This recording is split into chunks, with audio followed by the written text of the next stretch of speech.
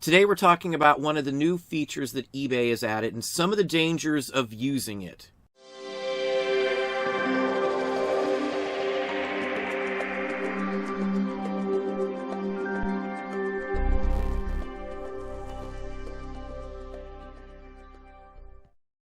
Hey, it's Don. Today we're going to talk about one of eBay's features they very recently added. Today we're going to talk about the new offers to watchers options that will allow you to send out offers to watchers for future watchers, and you don't have to do anything with it. It's an automated feature that should be rolling out to everybody if you don't have it yet. So let's just go ahead and send out an offer. Let me just pick something interesting.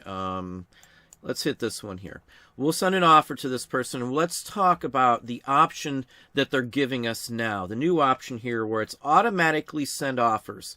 Now, this is for future offers. So let's say you send this one out, and there's nobody watching it right now, but in another, say, 10 days or so, somebody else pops on as a watcher. This will automatically be sent to them based on certain criteria. Now, why might you not want to send that out in the future? Well, prices change with things. Sometimes you may not catch that, especially if you're not seeing the offer come in personally. You won't even know what happens. Let's say you put this offer in on December 1st. You put that option in there for a specific listing. Come February 10th, that item still could sell at that original offer because that's still going out until something happens to that listing or you change it. So it could still sell at that price. And we've checked the few that I did send out under that option. I did sell one 30 or so days later. So you can do it. It's not a bad thing. Now, none of the things eBay offers, none of these tools eBay offers are really bad. They're just not good for some people. They may not be beneficial to one seller versus another seller. Now, I've talked to many eBay execs in the past. One thing I've been told is all of these features that are on the site are tools for us to use as we see fit. Test them, use them. Whether they work or not is going to be up to you to figure that out. So it's on us to go and figure out the tools, which of course it should be. This is our business. You figure out as your own business which tool you want to use. So with this tool, it's going to keep going and offering that for a year, 2 years, whatever the case may be until you go change it. Now that may sound easy enough. Let's just go change it. But if you don't know which listings of yours you have that option in, how are you going to know randomly which one to change? Now, I don't see anywhere where you can multiple change those and just remove them from all your listings. Maybe I've missed something. It is a new feature. Maybe it's something they just haven't added yet. But even by their description of the process, you have to go into the individual active listings itself, each one, to change those settings in that listing. So let's say you started off, you have 100 listings when you first started doing this. Year and a half down the road, now you've got a couple thousand listings. That option is still in there. You have no idea which one it's on and no way to just deactivate all of those all at once. Unless they put a flag somewhere in there or something in the hub under your listings page that flags it as, hey, this one has that sort of offer, you're going to be randomly trying to guess which ones have that.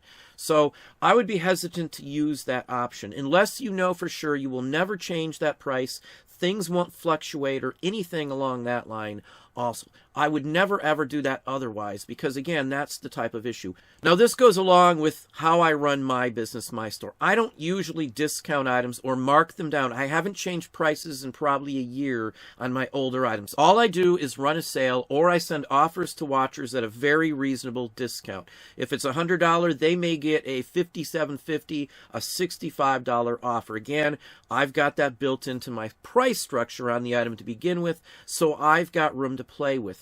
The number one thing when you're doing this that most everybody forgets or doesn't know about is perceived value.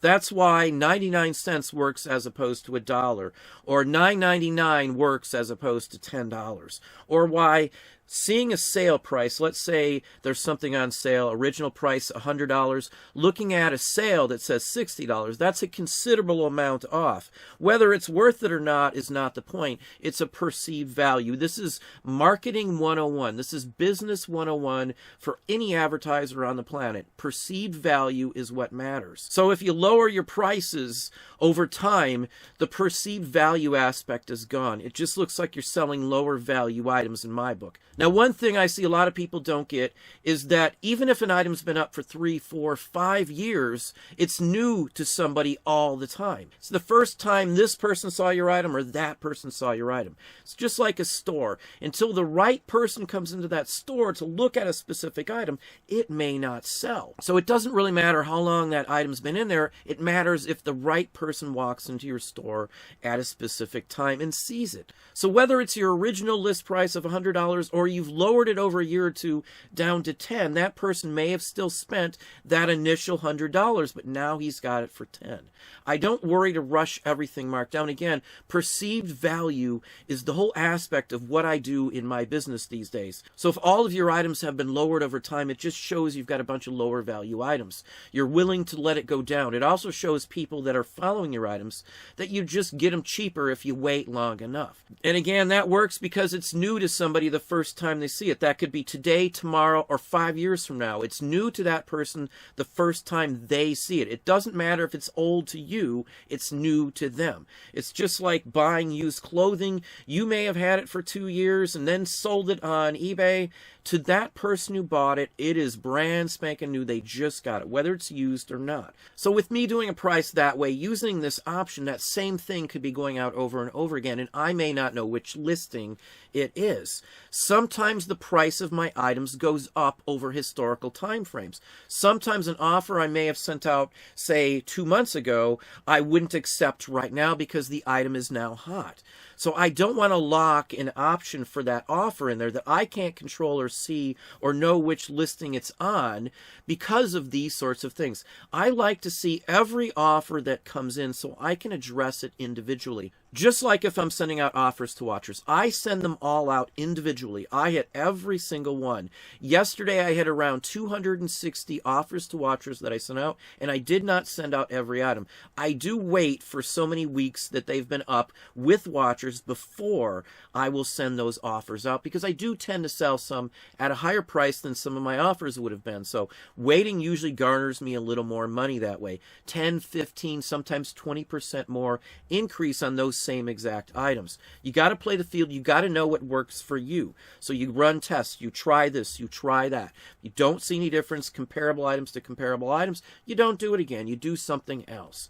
So this is what I've done, and this does work for us constantly. This is what we do all of the time. You can see I got a bunch in here. I'm not rushing to send them all out. Older items I always do send out, though, immediately, so I'll hit them all the way to a certain point. Now, one question I get on most of the videos when I'm talking about offers to watchers and our pricing structure and all that is, do I allow a counter offer to my offer to watchers? And the answer to that is yes all the time. And it does work. I got a whole bunch in here at a reasonable price. I'm going to accept all of these right here. Now, on those items, I'll get about $22 per item, which is about $1.75 less than my initial offer to them at the end of the day. So it's not a big decrease. I'm selling all of those items to the same person, one package, easy ship, one little box, and off they go. So for me, it's an easy plus. It was a good way to garner some more stuff in there. And as I said, it's all a perceived value. So if you keep lowering the price, you won't have any room to play the perceived value in that option. It's not available. The price you set, once you've dropped it so far, it's too low to be able to do that. So that's one major reason we stopped lowering prices. The prices that I've had on items for 3 years are still the same prices I've had on those items now for years. I'm keeping them that way. My sales have not gone down. I don't lose anything from doing that. It just stays just as it is. My revenue keeps going up and the whole works from doing this. So here we are in the adding best offer to your listings and sending offers to buyers explanation page on eBay. It's readily available. Literally just type in that title you see on the top right there. This is the option that I'm discussing right here. This one allows you to do that. Now, it tells you all the opportunities and how you can do it and the whole works in here. So the only way to do a lot of this is to come into each individual listing and set them up individually. Again, adjust the automatic offer amount. That's how you do it, by going into the individual listing. So you'd have to do them one at a time to correct this or remove it or do anything anything with them. There's no bulk option to do that. There's no way to figure out which ones have it without going into each individual listing or keeping track of them on a tracking sheet, which is another step and more time that you don't need to waste. Now, they have offered some options in here. Of course, if you change your eBay's buy it now price, we will update your automatic offer amount. So they use it at a percentage. So if your price is marked down at like 37%, if you raise the price, that offer will go back up and still stay at 37%. Either way you go. Now, again, that fixes some of the problems, but for me, sometimes I may not want more than a 5% discount because now it's a hot commodity and everybody wants it. Or somebody just realized it's available online. First time, again, somebody's seeing it for the first time. So I, again, can't address it because it's still going to be giving that same percentage of discount. I may not want that on there at all. Again, you won't know which ones have it. That's the drawback on here. Not the actual feature itself. It's the drawback that we won't know, can't remove them in bulk or anything like that. That's going to limit my wanting to use that. So I'm not going to use this feature unless I'm 100% sure that that listing will never have to be changed on that offer price. Now, you can actually figure that out for some items. So if you want to use that option, you can, but be careful on using it because it's going to be hard to track it down in the future. Now, another thing to think about is whatever message you put in there as well is going to be tied to that offer.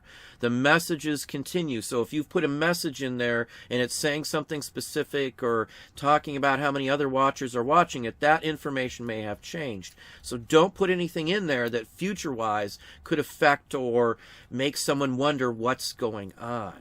Now, one more last caveat they've thrown in here. If you have more than 30 interested buyers for your item, we start by sending 30 offers. So even if you've got 80 interested people, they send 30 out at a time. We continue to send up to 30 offers every 48 hours until all interested buyers receive their offer. But that's it for today. Well, there you have it. Hopefully that did give you some knowledge on that issue. Hopefully that was helpful. If you enjoyed this video, please hit that like button down below. You can also hit the bell icon to be notified if I post new content or go live. Subscribe and tell all your friends.